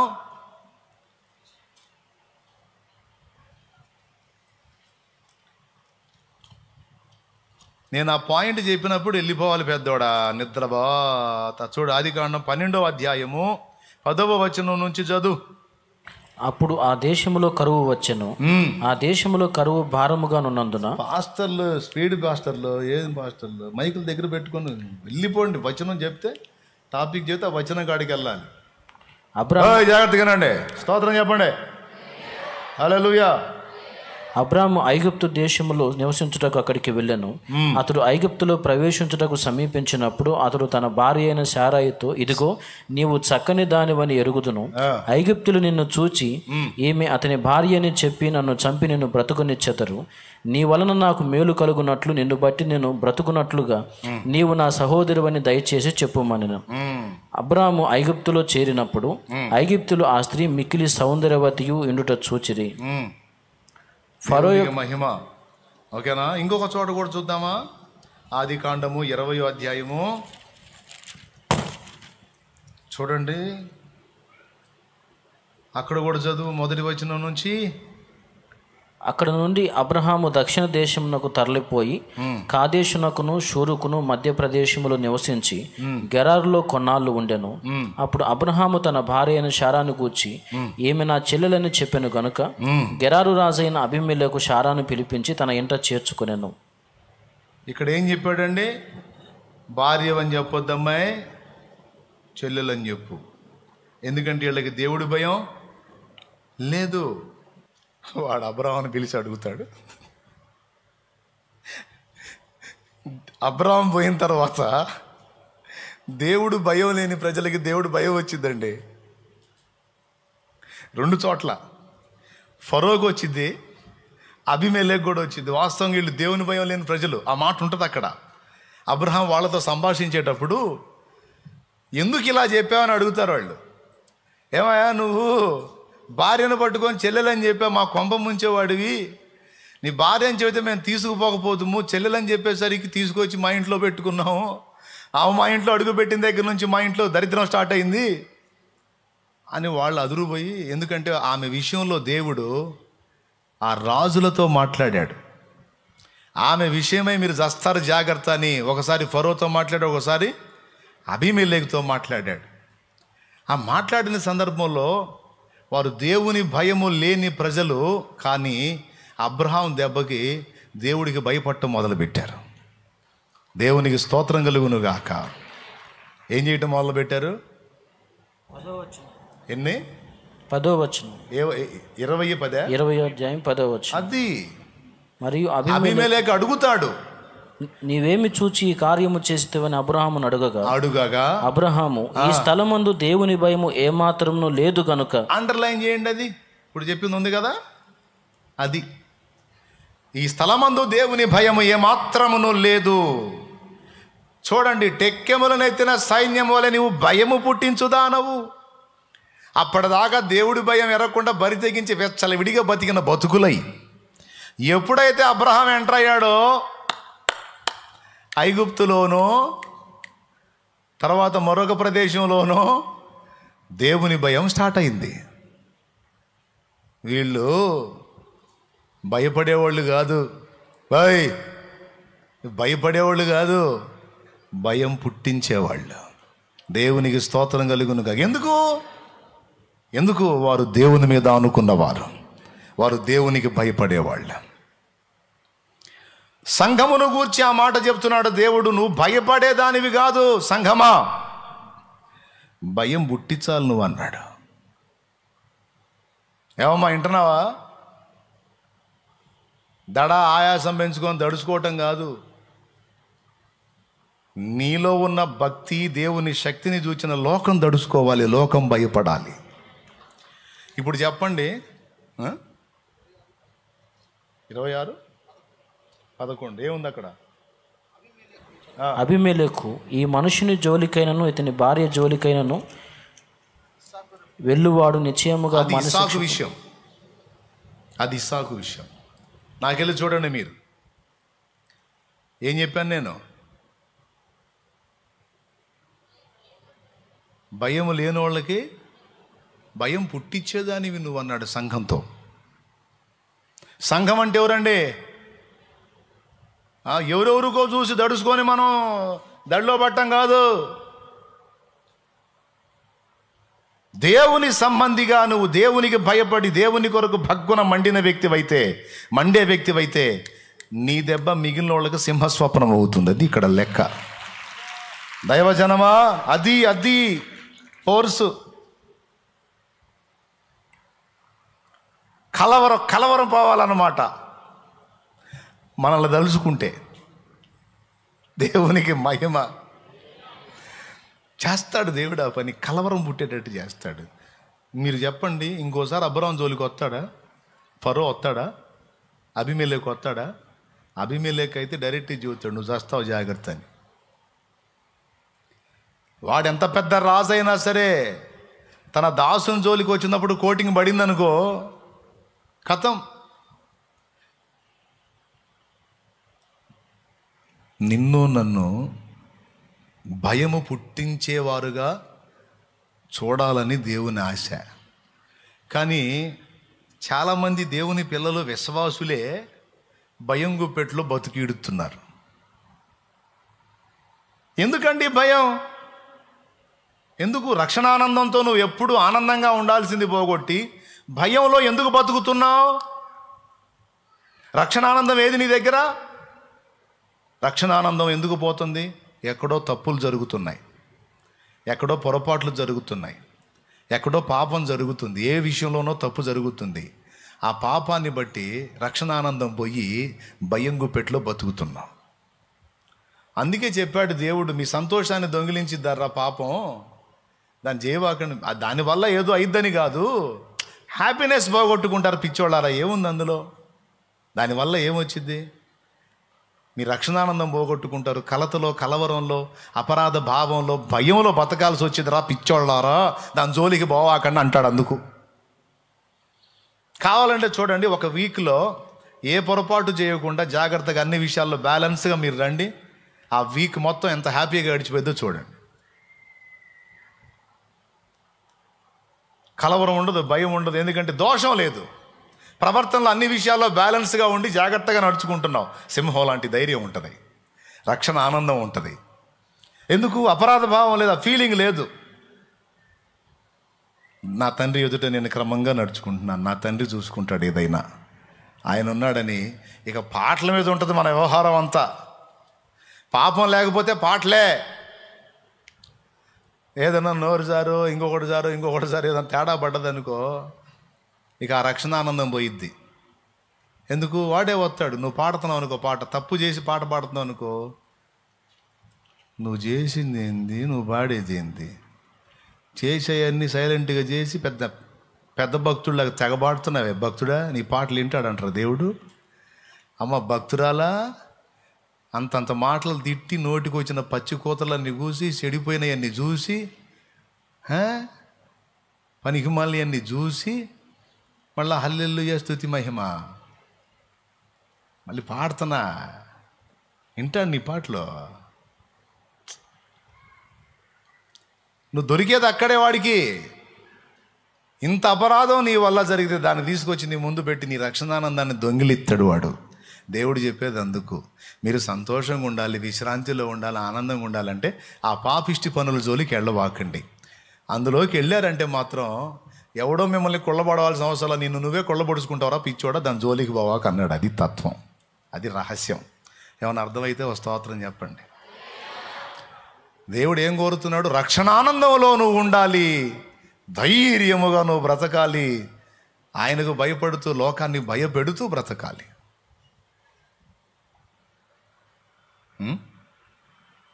పౌలు గారు భయపడ్డా, భయపెట్టాడా? సెర్గీ పౌలు అని ఒకటికి సువార్త చెప్తున్నాడు పౌలు గారు. నాకు భలే నవ్వొచ్చింది ఆ సన్నివేశం తలుచుకుంటే. సెర్గీ పౌలు అని ఒక అతను మంచోడు పాపం వాడు. ఆ సెర్గీ పౌలు అనేవాడికి ఈ పౌలు గారు సువార్త చెబుతుంటే వాడి దగ్గర ఒకడు ఉంటాడు, గారడి వాడు, ఎలుమా అని. వాడు పౌల్ని అడ్డగిస్తుంటాడు. మీరు నమ్మవాకండి, సెర్గీ పౌలు గారు మీరు నమ్మవాకండి, వాళ్ళు అంతే చెబుతారు, వాళ్ళ మాటలన్నీ పనికి మాలిన మాటలు నమ్మవాకండి. ఇటు అడ్డు తగులుతున్నాడు. ఏమయ్యా నీకు చెప్పట్లేదుగా, నువ్వు అతను వింటున్నాడు, అతను చెప్తున్నా, నీ గొడవ ఏంది మధ్యలో, నువ్వు పోవాయా. వీళ్ళు ఇంతే చెబుతారండి, వీళ్ళంతా మతాలు మారుస్తారు, వీళ్ళు మామూలు వాళ్ళు కదా, వీళ్ళు అట్టంటోళ్ళు, వీళ్ళు ఇట్టంటోళ్ళు, ఇది అది ఇది అని ఆడికి చెప్తున్నాడు. అవి చక్కగా వినేవాడికి చెడగొడుతున్నాడు. కడుపులో మండిపోయింది. ఎవరికి? కడుపులో మండి, ఛీ దుష్టుడా, సమస్త నీతికి విరోధి, అపవాది కుమారుడా, కొంతకాలం నీవు సూర్యుని చూడకుండా నీ కళ్ళు అంధత్వంతో మొత్తబడును గాక అన్నాడండి. ఆ ఫోర్స్లో అటుపక్క చెబుతుంటే అడ్డు వస్తున్నాడు, తడవకు అడ్డు వస్తున్నాడు, చిరాకు బుట్టి మాట అన్నాడు.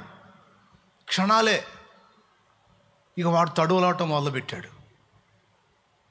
ఆ మాట అన్నాడు, పోయినాయి, 2 కళ్ళు పోయినాయి. పోయేసరికి అయ్యా అయ్యా నాకు కనబడట్లేదయ్యా అన్నాడు. గుండె పగిలిపోయింది. ఎవరికి? సెర్గీ పౌలుకి. ఇప్పుడు వింటాడా వినడా? వినకపోతే నాకేం మూడిద్దో. నీకు కనపడట్లేదా? లేదయ్యా నాకు కనపట్లేదా? నిజంగా నిజమయ్యా కనపట్లేదా? నాకు దారి చూపించా. ఇట్రా, ఇటు కూర్చోరా. ఎందుకురా నీకు మరి? ఆయన భక్తుడు, ఆయన చెబుతుంటే నువ్వు ఆయన గదిలిత్తివి. ఆయనేమో ఆ మాట అనే, అయ్యా పౌలు గారు నమస్కారం, రండి మీరు కూర్చోండి, మీరు ఏం చెప్పాలనుకున్నా మొత్తం చెప్పండి, వినకపోతే నా చెప్పు తీసుకొని నేను కొట్టుకుంటా, వినకపోతే అని పాప ఎన్ని దండాలు పెట్టి కూర్చొని విన్నాడో. భయపడ్డా ఏం లేదు, ఊరక అవతలవాడి మీద ఒక మాట పలికితే కళ్ళు పోయేవాడికి. వీడు సరిగా వెంటలేదు, పనికి మళ్ళాడు, వేసున్నాడు, కాళ్ళు పోవను కాకంటే చచ్చిపడిపోతాయి. ఎందుకు వచ్చిన గొడవ బాబా, నేను వింటానయ్యా నువ్వు చెప్పినట్టండి. ఆ సన్నివేశాలు చదివినప్పుడు భలే నవ్వు వచ్చింది నాకు. భయపడలా, భయపెట్టారు. దేవుని శక్తిని లోకానికి చూపి లోకం దేవునికి భయపడేటట్టు, ఇదిగో వీరితో దేవుడున్నాడు, ఇదిగో వీరి మధ్య దేవుడున్నాడు, ఇదిగో వారితో దేవుడి సన్నిధి ఉంది, పిచ్చి పిచ్చి కథలు చేస్తే నామరూపాలు లేకుండా నాశనం అవుతామనే భయం సమాజంలోని వ్యక్తులకు వారికే కలిగేటట్టు వీరు భక్తి జీవితంలో రాణించారు. దేవుని సంఘముగా, దేవుని పిల్లలంగా మనం అట్టివారమై ఉండాలని దేవుడు కోరుకుంటున్నాడు. యేసయ్య భయపడ్డా, భయపెట్టాడా? సింహస్వప్నమేగా. శాస్త్రులకి పరిసయ్యులకి యేసయ్య రోడ్డు ఎక్కాడంటే ఈ గడగడగడగడలాడాల్సిందే, ఏం విసురుతాడో మన మీద అని. దేవునికి మహిమ. ఆయన పిల్లలంగా మనము కూడా భయము పుట్టించు వారమై ఉండాలి. ఎవరెవరికి భయం పుట్టించాలో రాసుకోండి. నెంబర్ 1, సైతానుగాడికి భయం పుట్టించాలి. వాడికి మనం భయపడి పారిపోవటం కాదు, వాడికి మనం భయం పుట్టించాలి. వాడు మనకు మనశ్శాంతి లేకుండా చేయటం కాదు, రివర్స్లో వాడికి ప్రశాంతత లేకుండా చేయాలి. మనం ఎప్పుడు ప్రశాంతత లేకుండా పోయిద్ది? మనం ఆత్మల్ని గదిలిస్తున్నప్పుడు, ఆత్మలకు సువార్త చెప్పి రక్షిస్తున్నప్పుడు వాడికి మనశ్శాంతి కరువు అయిపోయింది. అర్థమైందా? సాతానుకు భయం పుట్టించు వారమై ఉండాలి. వాడికి భయం పుట్టించాలంటే మనం ఆయనకి భయపడాలి. ఎవరికి? దేవునికి భయపడాలి. దేవునికి భయపడుడి, అపవాదిని ఎదిరించుడి, అప్పుడు వాడు మీ వద్ద నుండి. అది ఫస్ట్ ఏం చెప్పాడు సూత్రం? దేవునికి భయపడరా బాబు, నువ్వు దేవునికి భయపడి జాగ్రత్తగా నడుచుకో, సైతానుగాడు నీ మధ్య నీ దగ్గర ఉన్నాడు, పారిపోతాడు అన్నాడు. దేవునికి భయపడితే ప్రకృతిని భయపెట్టవచ్చు, సమాజాన్ని భయపెట్టవచ్చు, సైతానును భయపెట్టవచ్చు, దురాత్మలను భయపెట్టవచ్చు. ఇంకెందుకు టైం వేస్ట్, అందుకని వరుసగా చెప్తున్నాను. సమస్యలను భయపెట్టవచ్చు, రోగాలను భయపెట్టవచ్చు, సమాజాన్ని భయపెట్టే వ్యక్తులను భయపెట్టవచ్చు. ఏమండి? నయమాను సైన్యాధిపతి, సిరియా సైన్యాధిపతి, ఒక రేంజ్ ఆఫీసర్. ఆయన లెక్క కూడా చేయలే ఎలీషా. లోపల నుంచి బయటికి కూడా రాలపా, పొమ్మను పోయా 7 సార్లు యోర్దాను నదిలో మునిగి పొమ్మను పో అన్నాడు. ఆవేశంగా పోయాడు. పనోడు చెప్పాడు, ఏమయ్యా ఆయన ఇంకో పని చెబితే చేయవా? ఏదన్నా చేదు కషాయం ఇచ్చి ఇది 1 సంవత్సరం పాటు తాగమంటే సచ్చినట్టు తాగవా? అట్లాంటి పనులు ఏం చేయలేదుగా. 7 సార్లు యోర్దాన్లో మునిగి శుద్ధుడు గమ్మన్నాడు. నీకు వచ్చిన రోగం ఏంది? ఆయన మీద అలిగిపోతున్నా, నువ్వేదో ఆరోగ్యవంతుడిలాగా, పేషెంట్కి ఎచ్చులు పనికిరావు, పోయి మునుగన్నాడు. అంతేనంటావా? మరి అంతకాక ఏముంది? మరి ఆయన ఏం చెప్పాడు? పెద్ద షాయికిరి ఏమని చెప్పాడు? 7 సార్లు మునగమన్నాడు. ఏం దానికి? కాదురా, బయటికి వచ్చి పలకరించి కాస్త ఏదన్నా జబ్బుగా ఉన్న చోట చెయ్యాడించి అంటే, ఇవన్నీ చేయకపోయినా నీకు బాగుపడే మాట చెప్పాడా లేదా? చెప్పాడులే. అపో మరి ఏమి నా ఏలినవాడా? అంతేనంట. సరిపా పోయి మునిగాడు. 6 సార్లు మునిగాడు. ఏందిరా ఏమన్నా మారిందా? 7వసారి మునిగి లేచాడు. కుష్టు లేదు, సంవత్సరాల రోగం లేదు, చూసుకున్నాడు, అన్నీ బాగైపోయినాయి. బయటికి వచ్చాడు. రే చూసావా, నా దేహం చూసావా, నా ఒళ్ళు చూసావా, ఎలా అయిపోయిందో చూసావా? మరి ఇందాక ఆవేశంగా బాబోతివే. కాదయా, దైవజనుడితో పోటీ అయిందయ్యా, దైవజనుడితో అంతేంది నీకు? ఆయన దేవుని మనిషయ్యా, అంత ఆవేశపడిపోయావు.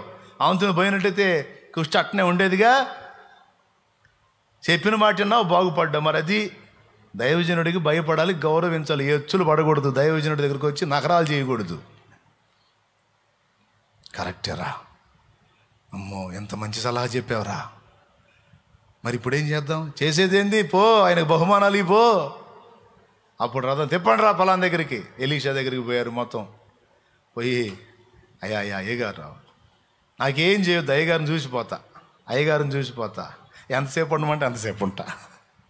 అయ్యగారు నాకు అమ్మో నా జీవితంలో నాకు ఎంత మేలు చేశాడు అయ్యగారు. అయ్యా వచ్చాడు ఎలీషా, అప్పుడు వచ్చాడు, సమస్య తీరినాకు వచ్చాడు, సమస్యలో రాలే, సమస్య తీరినాకు వచ్చాడు.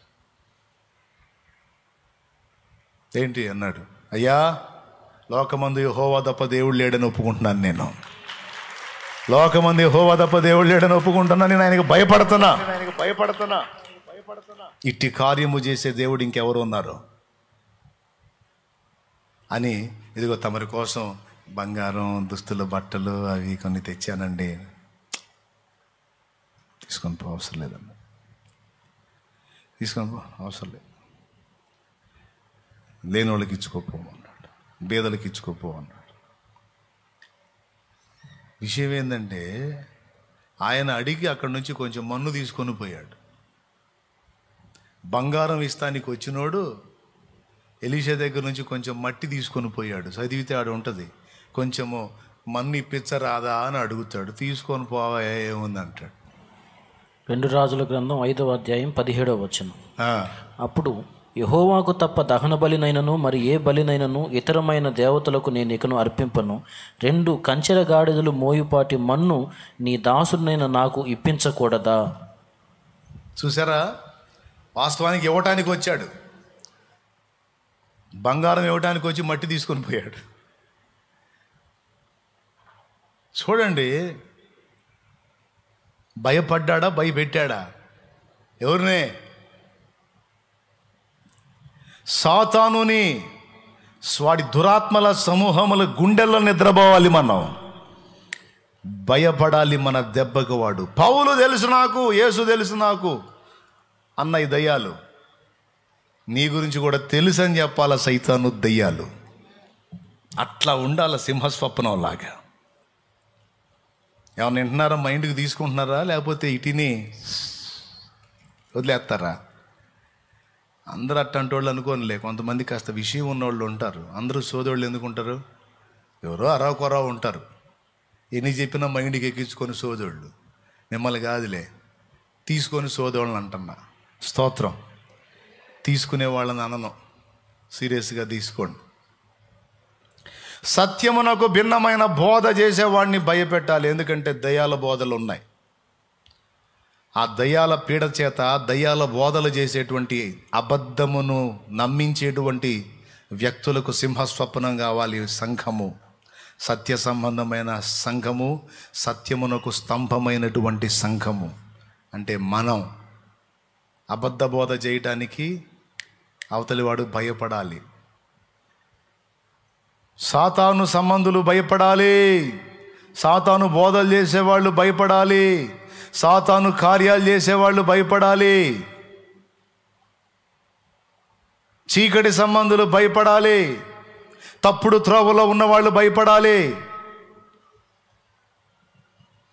టెక్కెములనెత్తిన సైన్యం వలె నువ్వు భయం పుట్టించేదానివి, భయపడేదానివి కాదన్నాడు. ఇన్ని సమస్యలు ఉన్నాయి, ఎట్లా చేయాలి? నాకేం భయం రా, ఎవడో వస్తాడు నీ దగ్గరికి, ఎట్లా తట్టుకుంటున్నావు ఇన్ని సమస్యలు, ఇన్ని నాకు భయం లేదు. నాకేం భయం? నా దేవుడు ఉన్నాడు. నేను ఆయనకు భయపడి నా బతుకు మార్చుకున్నా, నా జీవితాన్ని దిద్దుకున్నా, నా తప్పుడు నడతలు సరిదిద్దుకున్నా, నా దేవుడు చెప్పినట్టు బతుకుతున్నా, నా దేవుడే చూసుకుంటాడు. అవసరమైతే అయిపోయి కోల్పోయి సమస్తము నష్టపోయిన దాని అంతటిని దానికి రెట్టింపు తిరిగి నా దేవుడు నాకు ఇవ్వగలడు.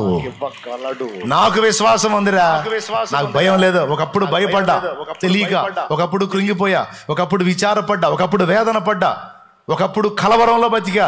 ఈనాడు నాకు ఆ కలవరం లేదు, ఈనాడు నాకు ఆ భయం లేదు.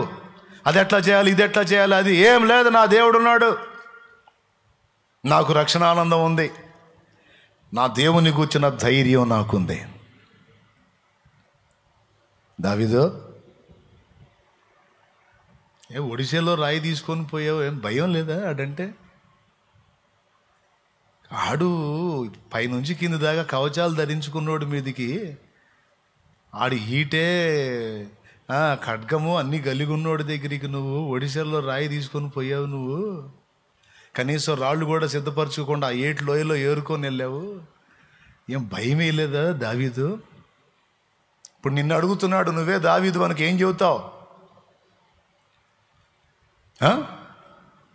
నాకెందుకయ్యా భయం? నేను యుద్ధంలోకి దిగితే వాడికి పుట్టాల భయం, నాకెందుకు భయం? ఎందుకు లేదు భయం? నాకెందుకు? ఎందుకు లేదు? నీవు నాకుండగా, నీవే నాండగా, నీవు నాకుండగా, నీవే నాండగా, నీవే నా ఆత్మదాహము తీర్చిన వెంబడించిన బండవు నీవేనా, నీవేనా, నీవేనా, నీవేనా ఆత్మదాహము తీర్చిన వెంబడించిన బండవు. కలవరపడినే కొండల వైపు నా కన్నులెత్తుదునా, కొండల వైపు నా కన్నులెత్తి కొదువతో నేను కుమిలెదనా, కొదువతో నేను కుమిలెదనా.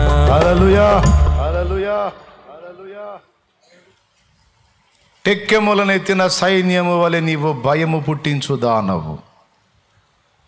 మన భయము సైతానికి, వాడి దెయ్యాలకు మొత్తానికి ఉండాల. దెయ్యాలు ఎన్ని రకాలు ఉన్నాయి అనుకున్నావు? ఆత్మహత్యలు కలిగించే దెయ్యం ఒకటి, మందు దాపించే దెయ్యం ఒకటి, వ్యభిచారపు తలంపులు కలిగించే దెయ్యం ఒకటి. ఇక అది అది అది దగ్గరకు వచ్చిందంటే ఇక ఎప్పుడు అదే తలంపుల్లో ఉంటాడు మనిషి. మనోళ్ళు దానికి పేరు పెట్టారు, బాణాలు వేస్తాడే. బాణాలు వేస్తే అంట, ఆ బాణాలు తగిలితేనంట తేలిపోతారంట. ఏంటది? కామాన్ని రేపేటువంటి వాటికి పేర్లు పెట్టారు, మన్మధుడని. తెలుసా మీకు? మానవుల్లో శారీరక ఇచ్చలను రెచ్చగొట్టి హడావుడి చేసే దయ్యాలు కొన్ని, కోపాన్ని రేపే దయ్యాలు కొన్ని, మనుషుల్ని దుర్మార్గులుగా చేసే దయ్యాలు కొన్ని, చాడీలు చెప్పే దయ్యాలు కొన్ని. ఈ దయ్యాలు పట్టిన వాళ్ళు ఊరక చాడీలు చెబుతుంటారు, అవతల వాళ్ళ మీద నిందా ప్రచారాలు, గోరంతల్ని కొండంతలు చిలువలు పలవలు చేసి ప్రచారం చేస్తూ ఉంటారు. ఇదొక దెయ్యం.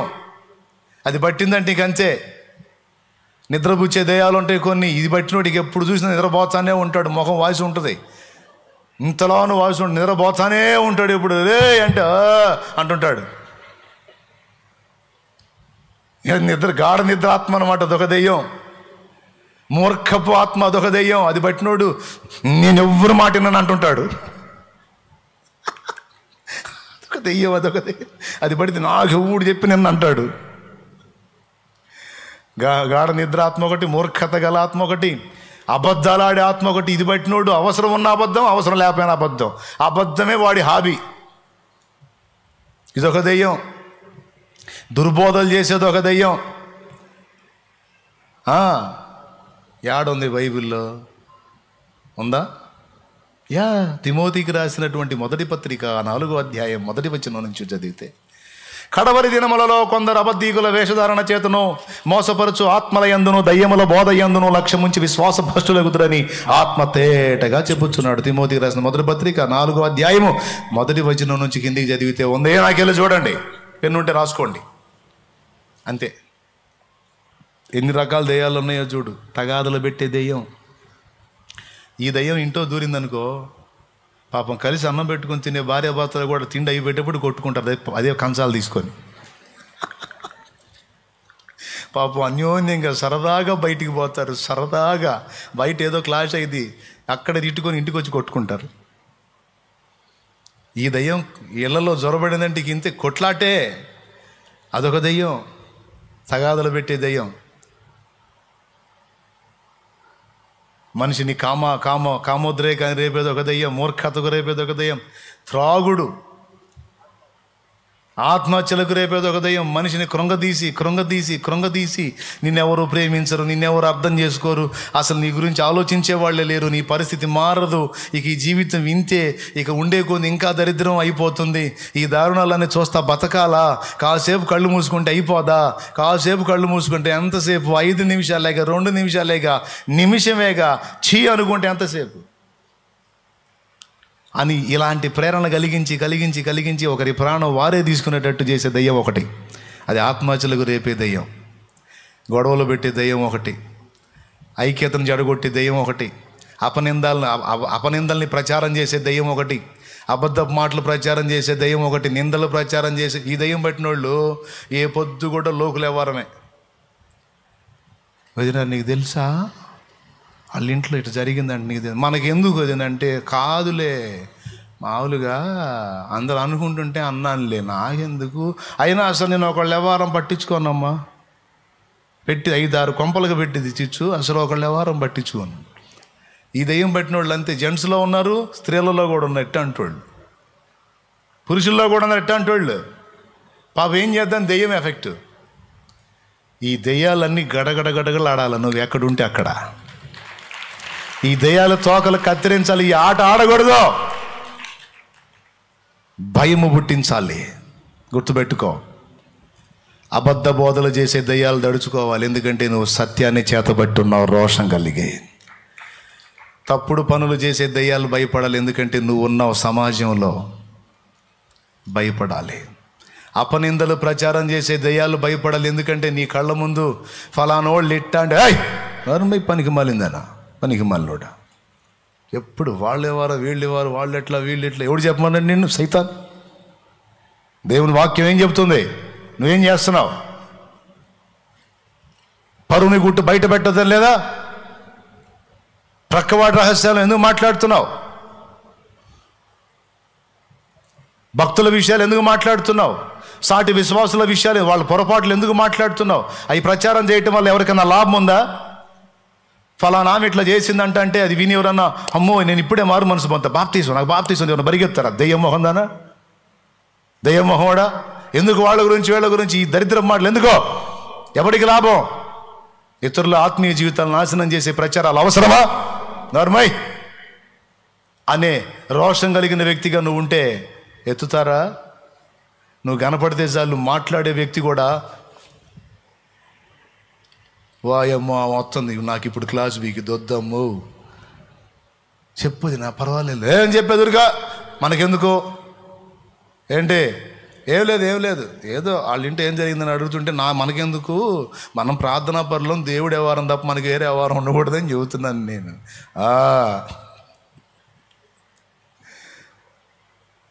తప్పుడు పనులు చేయాలి అనుకునే వాళ్ళు కూడా ఒక విధమైన భయం కలగాలి. దేవునికి స్తోత్రం. అలాంటి భయము గొలిపే విధంగా, భయపెట్టే విధంగా, దయ్యాలను వెళ్ళగొట్టే విధంగా మనం తయారు కావాలి.